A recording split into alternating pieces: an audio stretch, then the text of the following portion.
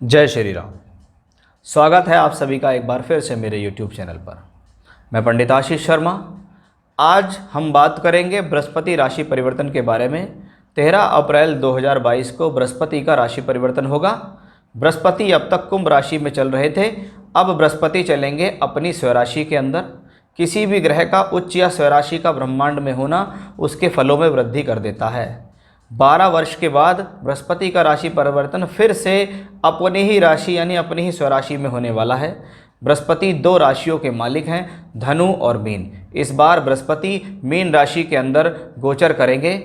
13 अप्रैल से लेकर 23 मई 2023 तक बृहस्पति का गोचर मीन राशि के अंदर ही रहने वाला है। मीन राशि के अंदर क्रमशः पूर्वा भाद्रपद, उत्तरा भाद्रपद और रेवती नक्षत्र होते हैं, जो कि बृहस्पति, शनि और बुध के नक्षत्र हैं। आज के इस वीडियो में हम बात करेंगे कि तुला राशि वालों के लिए बृहस्पति का राशि परिवर्तन कैसा। तुला राशि शुक्र प्रधान राशि है और जिस ग्रह का परिवर्तन होने जा रहा है उस ग्रह से मित्रता नहीं है, यानी शुक्र और बृहस्पति आपस में मित्रता नहीं रखते। एक देवताओं के आचार्य हैं तो एक दैत्यों के आचार्य हैं, लेकिन ज्ञानी दोनों हैं। शुक्र के भीतर कुछ अभिमान देखा जा सकता है, लेकिन बृहस्पति के भीतर ये अभिमान नहीं है। बृहस्पति किसी भी कुंडली के लिए, किसी भी राशि के लिए धन के प्रबल कारक हैं। सबसे ज़्यादा नेचुरल शुभ ग्रह है। जहाँ बैठे ये ग्रह, जहाँ देखे वहाँ शुभत्व प्रदान करने का प्रयास करता है। साथ ही साथ बृहस्पति 5 भावों के कारक हैं। अगर धन चाहिए, धन का संचय चाहिए, एजुकेशन, हायर एजुकेशन, संतान के से संबंधित सहयोग, भाग्य में वृद्धि, प्रोफेशनल लाइफ बेहतर हो, सोर्स ऑफ इनकम आपकी अच्छी हो जाए, तो ये सब कॉम्बिनेशंस जो होते हैं ये बृहस्पति से ही प्राप्त होते हैं। अब तुला राशि यानी चंद्र राशि, आपकी चंद्र राशि यदि तुला है, आपकी कुंडली में चंद्रमा तुला राशि के अंदर बैठे हुए हैं, तो यह वीडियो आपके लिए है। अब हम देखेंगे कि आपकी राशि से छठे घर के अंदर बृहस्पति का ट्रांजिट होगा। बृहस्पति आपकी राशि से तीसरे और छठे के मालिक हैं, लेकिन इस बार छठे घर के अंदर ही स्वराशि में ट्रांजिट करेंगे। यानी बृहस्पति अपने खुद के कारकत्व और छठे घर के कारकत्वों को लेकर फल देंगे। बृहस्पति के कारकत्वों के बारे में तो मैंने आपको बता ही दिया है। छठा घर मुख्यतः 3 कारकत्व के लिए जाना जाता है, रोग, ऋण और रिपु।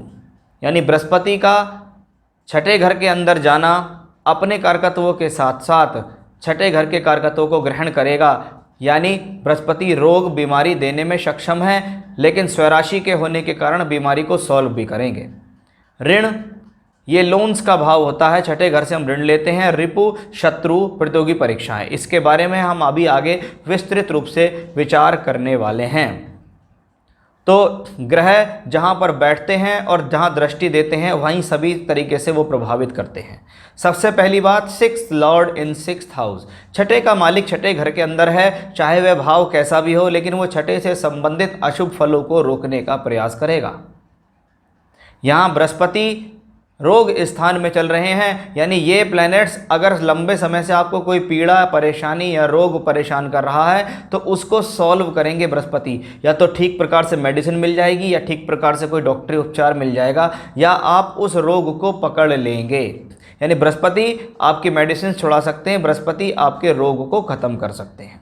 लेकिन बृहस्पति खान पान का विशेष कारक ग्रह माना जाता है। कोलेस्ट्रॉल, मधुमेह, मोटापा इसी से मिलता है। जब ये राशि से छठे में हो तो आपको अपनी लाइफ स्टाइल पर ध्यान रखना चाहिए और गलत खान पान से बचना चाहिए, अन्यथा बृहस्पति इस प्रकार के रोग दे देंगे।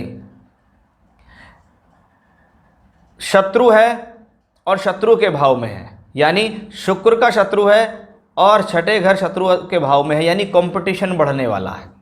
मार्केट के अंदर कंपटीशन बढ़ेगा, शत्रु पक्ष प्रबल होने के पूरी तरीके से कोशिश करेंगे। चाहे आप व्यापारिक क्षेत्र में हो, चाहे आप व्यावसायिक क्षेत्र में हो, चाहे आप नौकरी के क्षेत्र में हो, लेकिन आपके इर्द गिर्द काम करने वाले लोग आपसे कंपटीशन को बढ़ाएंगे, आपके सामने चैलेंजेस लेकर आएंगे। आपकी क्षमता पहले के मुकाबले आपको अपनी बढ़ानी पड़ेगी, संघर्ष पहले के मुकाबले आपको अपना बढ़ाना पड़ेगा। यानी इस बार ऐसे काम नहीं चलेगा कि सब कुछ इजी गोइंग हो जाएगा, लापरवाही से काम करते रहेंगे, सब कुछ ऐसा ही होगा, लेकिन ऐसा नहीं। ये कॉम्बिनेशंस अगर बृहस्पति स्वराशि के होकर छठे घर में होते हैं तो इसको कहते हैं सुख साधन तो मिलते हैं, लेकिन व्यक्ति को आराम नहीं मिलता, व्यक्ति का संघर्ष ख़त्म नहीं होता। वर्क लोड बढ़ाने का कॉम्बिनेशन है, आपके ऊपर काम का लोड बढ़ेगा। जब काम का लोड बढ़ेगा तो आप समझिए फैमिली के लिए समय कम हो जाएगा। आने वाले समय में आप फैमिली के लिए उतना समय नहीं दे पाएंगे। 6 लॉर्ड इन 6th हाउस, छठा घर जॉब के लिए जाना जाता है। छठे घर को अगर हम देखें तो ये भाग्य से 10वां है और कर्म स्थान से 9वां है। छठे घर में जॉब होती है। अगर आप सरकारी नौकरी की तैयारी कर रहे हैं तो आपको सफलता मिलेगी। एडमिनिस्ट्रेटिव जॉब्स मिलेंगी, अधिकारी पद प्राप्त होंगे। Banking sector, finance sector, law का सेक्टर हो, ऐसे सेक्टर्स के अंदर टैक्स का हो, मेडिसिन का क्षेत्र हो, तो उन क्षेत्रों के अंदर ऐसे लोगों को बहुत अच्छी कामयाबी मिलती है। यदि आप इनसे संबंधित किसी भी क्षेत्र में सरकारी नौकरी चाहते हैं, इनसे संबंधित कोई काम करना चाहते हैं तो आपके लिए सफलता होगी। लेकिन छठा घर सबसे पहली शुरुआत संघर्षों से करता है। इसका मतलब संघर्ष बढ़ेगा तब ही कुछ प्राप्त होगा। अगर कुछ चाहिए तो संघर्ष कराना पड़ेगा। जॉब चाहिए, मिल जाएगी। अप्रैल जैसे ही आपके जीवन में आएगा, 13 अप्रैल के बाद जो लोग अनएम्प्लॉय हैं, जिनके पास रोजगार नहीं है, उनके रोजगार मिलने की संभावनाएं बढ़ जाएंगी। अगर आप किसी प्रकार के झगड़े, झंझट, कोर्ट कचहरी, मुकदमे आदि में फंसे हुए हैं तो वो कोर्ट कचहरी के जो कॉम्बिनेशंस हैं वो 13 अप्रैल के बाद सॉल्व होते दिखाई देंगे। उनके अंदर कोई ना कोई राहत आपके जीवन में दिखाई देगी। बृहस्पति जब छठे घर के अंदर स्वराशि के होकर चलें तो फैमिली के अंदर हेल्थ इश्यूज़ देखे जाते हैं। कभी कभी घर के जो बड़े बुजुर्ग लोग होते हैं ना, उनको कोई हेल्थ इश्यूज़ आते हैं। Breakup in love life, romantic life और लव लाइफ के अंदर ब्रेकअप का भी कॉम्बिनेशन है, क्योंकि आप देखिएगा कि 12 जुलाई के बाद शनिदेव जो हैं वो मकर राशि के अंदर आ जाएंगे और मकर से बैठकर अपनी तीसरी दृष्टि से वो छठे घर पे बैठे बृहस्पति को दृष्टि देंगे। तो थोड़ा अपनी लव लाइफ को संभालें, क्योंकि जब आपके पास समय नहीं रहेगा ना तो आप अपनी ना तो फैमिली को समय दे पाएंगे, ना आप अपनी लव लाइफ को समय दे पाएंगे। कॉम्पिटिशन्स की विजय के लिए अच्छा है, केस में जीत के लिए अच्छा है, गवर्नमेंट जॉब के लिए अच्छा है, एडमिनिस्ट्रेटिव जॉब के लिए अच्छा है, लेकिन आपको सब चीज़ों के साथ तालमेल मिलाकर चलना पड़ेगा।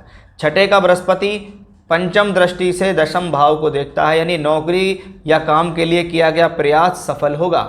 आप अपने कार्य क्षेत्र में वृद्धि भी करेंगे, आप अपने कार्य क्षेत्र में सफलता भी हासिल करेंगे। वहीं बृहस्पति का द्वादश भाव से संबंध टूर, ट्रैवलिंग, यात्राओं पर खर्च बढ़ा रहा है। बीमारियों पर खर्च होगा, परिवार में कोई बीमार हो गया उसके ऊपर पैसा खर्च हो रहा है, आपको छोटा मोटा हेल्थ इश्यूज आ गया तो आप पर पैसा खर्च हो रहा है। क्योंकि हमें ये कभी नहीं भूलना चाहिए कि ये छठा भाव है और शुक्र के लिए बृहस्पति शत्रु है।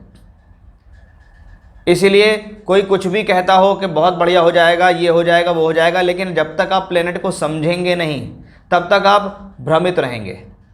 पहली बात, ग्रह राशि का शत्रु है, शत्रु ग्रह कभी आराम से फल नहीं देता।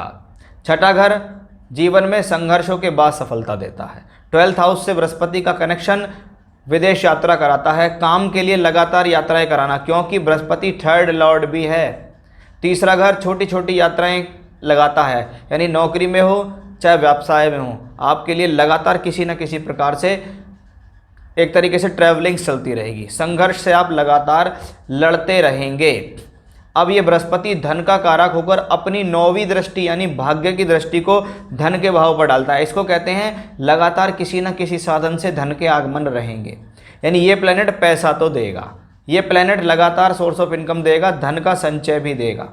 लेकिन पहली रूपरेखा ये वही रखेगा जिसको मैंने आपको बार बार बताने का प्रयास किया है कि आखिर जुपिटर कौन है, किस भाव में है, राशि के मालिक के लिए क्या है। जब आप इसको समझ जाएंगे तो वह जुपिटर को समझ जाएंगे। शनि की दृष्टि का प्रभाव भी बृहस्पति पाएगा, वो इसके फलों को खींचने का प्रयास करेगा, कम करने का प्रयास करेगा, क्योंकि शनि की दृष्टियों में हमेशा से अपवाद है कि भैया शनि की दृष्टि जिस भाव पे हो उस भाव से संबंधित चिंता को बढ़ाती हैं। शनि कभी ऐसे नहीं होते कि वो फल ना दें, लेकिन वो फलों को रोकने में अवश्य सक्षम होते हैं। वो व्यक्ति से खूब मेहनत कराते हैं। धन की कसौटी पर, भविष्य की कसौटी पर, कर्म की कसौटी पर खरा उतारने के बाद ही शनिदेव फल देते हैं। तो मैंने आज आपको यहाँ समझाने का प्रयास किया है कि जुपिटर है क्या, छठे में क्या करेंगे, स्वराशि होने से क्या फ़ायदे हैं, आपकी राशि के लिए कैसे हैं, स्थिति कैसी है, दृष्टियाँ कैसी हैं, क्या क्या आपके जीवन में यहाँ चलेगा। तो प्लैनेट फेवर में है, इसमें कोई संदेह नहीं, लेकिन वो फेवर देखो पंचम दृष्टि दशम पे पहले हो रहा है कर्म, द्वादश पे ट्रैवलिंग्स हो रही है, खर्च होना, फिर अंत में आके धन पे दृष्टि है। तो इसको आप समझो कि धन सबसे लास्ट में मिलेगा, पहले इन चीज़ों से गुजरना पड़ेगा। तो ये था मेरा आज का विषय। फिर से नए विषय के साथ आपके सामने हाजिर होऊंगा मैं। तब तक के लिए बने रहिएगा मेरे साथ। जय श्री राम।